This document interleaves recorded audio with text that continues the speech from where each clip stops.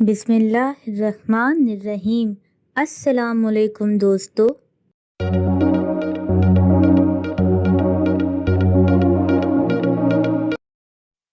आज का सवाल ये है, वो कौन सा जानवर है जो ना अंडे देता है और ना बच्चे।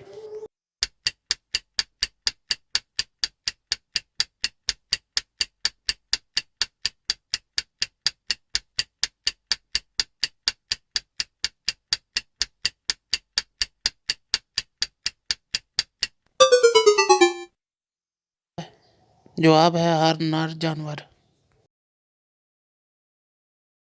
इस वीडियो को लाइक करें, हमारे चैनल को सब्सक्राइब करें और बेल आइकन जरूर प्रेस करें हमारी न्यू वीडियो सबसे पहले देखने के लिए।